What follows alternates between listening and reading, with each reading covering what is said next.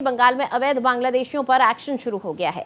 Detect, delete और deport, इस नीति पर काम शुरू किया गया है। अवैध बांग्लादेशियों का समूह बांग्लादेश सीमा के पास जमा भी हो गया है।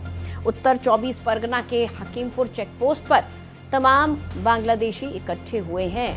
जी हां, बड़ी खबर आपको बता रहे हैं, बांग्लादेश डिपोर्ट करने की प्रक्रिया शुरू हो चुकी है। तमाम अवैध बांग्लादेशी जो बॉर्डर क्रॉस करके गलत तरीके से, अवैध तरीके से, इलीगल इमिग्रेशन के जरिए भारत में दाखिल हो गए और भारत में ही अपने तमाम पहचान पत्र बनाना शुरू कर दिया। ऐसे तमाम लोगों को डिटेक्ट किया जा रहा है, यानी उन्हें पहचाना जा रहा है। उसके बाद डिलीट किया जा रहा है। उन्होंने जो भी रिकॉर्ड, जो भी दस्तावेज भारत में अपने बनवाए हैं, फर्जी दस्तावेज, फर्जी पहचान पत्र, उन सभी को डिलीट किया जा रहा है। उनका नामो निशान भारत से मिटाया जा रहा है। उनकी पहचान, जो झूठी पहचान लेकर भारत में सेटल होने की कोशिश की जा रही थी, उस पहचान को मिटाया जा रहा है और उसके बाद डिपोर्ट किया जा रहा है। भारत से वापस उनके देश बांग्लादेश भेजा जा रहा है और एक्शन दिखता हुआ नजर आ रहा है। बांग्लादेश सीमा पर, बॉर्डर पर अवैध बांग्लादेशियों का समूह इकट्ठा होना शुरू हो चुका है। उत्तर 24 परगना के हकीमपुर चेकपोस्ट पर बड़ी तादाद में इकट्ठा हुए हैं अवैध बांग्लादेशी। इस खबर पर ज्यादा जानकारी के साथ मेरे सहयोगी संजय माझी हमारे साथ जुड़ चुके हैं, उनसे हम बातचीत करेंगे। संजय, क्या कुछ जानकारी मिल पा रही है? कितने अवैध बांग्लादेशी अब तक बॉर्डर पर पहुंच चुके हैं? देखो, ऐसा तो बोलना बड़ा मुश्किल है, लेकिन इतना आदमी हकीमपुर में जो इकट्ठा हुआ है, जो पहले जो FIR सरकार ने जो पहली बार जो गठन किया था, उस टाइम देखा जाए हड़बड़ी मचा हुआ था पूरा हकीमपुर में जाने के लिए। अभी भी वही एक ही माहौल दोबारा दिखाई दे रहा है। जैसे बीजेपी सत्ता में आ गया, तुरंत देखे बांग्लादेशी जितना था, कुछ बांग्लादेश से मैंने गलत तरीके से भारत में आए थे, वो लोग सब जाने के लिए हड़बड़ी है।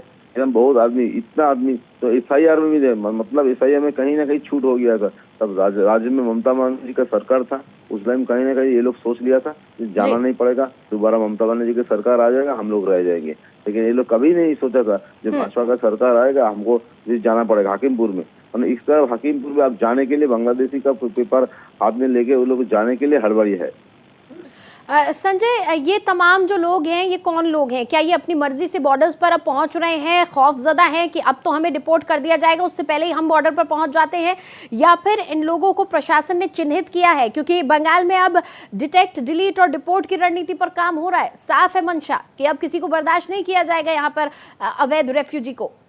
नहीं, बंगाल का जो CM है शुभेंदु अधिकारी एकदम साफ सुथरा कह दिया था। BSF का जो जमीन के लेके जो विवाद था, लेकिन क्लियर हो गया, BSF को जमीन दे रहा है। और दूसरी वाला बात है, जो अवैध तरीके से आए हुए थे ये लोग, सबसे बड़ा बात है पाक सरकार में जितना जमीन था, पाक सरकार पकड़ लीजिए, कलकत्ता में टिया बुर्ज पकड़ लीजिए, अवैध तरह के आते थे। सबसे बड़ा बात है आधार कार्ड बड़ा इजी बना लेता था। अब पहले तो आधार कार्ड का आधार सूते रह जाता, आधार कार्ड कोई बोलते हैं काम के लिए। एकदम शुभेंदु अधिकारी कह दिया था 2024 साल में जो लोग वैध कर आए वो रह सकते हैं, लेकिन 25 में जो लोग आए थे, ये 26 में जो लोग घुस गए थे, वो लोग किसी तरह इधर रह नहीं पाएगा। कोई बोलता ट्रीटमेंट के लिए आए थे तो इधर आए, तो बोला तो ट्रीटमेंट के लिए आए तो उसका पेपर दिखाओ। लेकिन इधर तो अवैध तरह से रहना एकदम सरकार की तरफ से सीधा बोल दिए। अगर 24 तारीख का बाद 7 दिन का मोहलत दिया था, उस टाइम में अगर खुद चला जाओ ठीक है, नहीं तो पुलिस पकड़ के उनको BSF का हाथ में देगा, उसके बाद चले जाएंगे। जैसे ही खबर आया मार्केट में, तुरंत ये लोग जाने के हड़बड़ी है।